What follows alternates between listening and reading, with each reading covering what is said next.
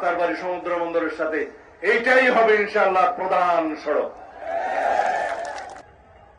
যা কিছু মাতামুহুরীবাসীর দাবি আছে, মাতামুহুরী উপজেলা বাস্তবায়নের মধ্যে যোগাযোগ ব্যবস্থা উন্নত হয়েছে, আরো সমৃদ্ধ হবে ইনশাআল্লাহ। আপনারা কি এই সড়ক আরো চৌড়া? বিএনপি স্থায়ী কমিটির মান্যবর সদস্য, এই মাতামুহুরী হচ্ছে, আপনি বলেছিলেন আমাকে জিলাপির পেছের মতো। সমস্ত মাতামুহুরীর যে ইউনিয়নগুলি আছে, এই জলমা যারা রাত্রে 2টা বাজে লবণ সম্মানিত সমাবেশ এ পর্যায়ে আমার স্বামী জনাব সালাউদ্দিন আহমেদ সাহেব, সকল উপস্থিত মাতামুহুরীবাসী, শ্রদ্ধেয় আজকের এই বিশাল জনসভার সম্মানিত সভাপতি, বাংলাদেশ বিএনপির জাতীয় নির্বাহী কমিটির মান্যবর সদস্য,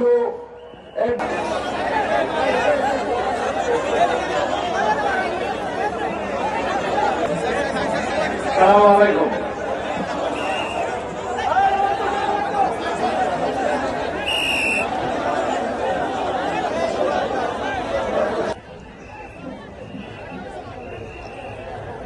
বিসমিল্লাহির রহমানির রহিম।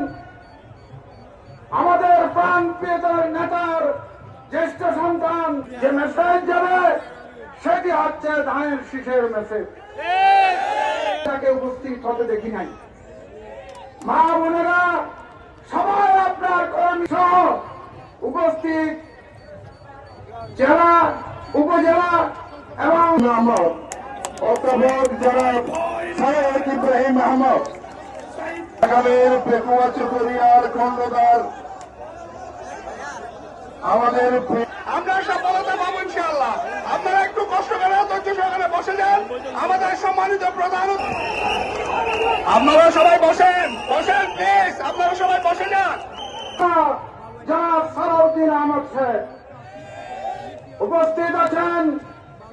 পরবর্তী প্রজন্ম সেটি বহন করে নিয়ে যেতে পারবে। তাই আপনাকে সেটি শুরু করতে হবে, এর মাধ্যমে হোক।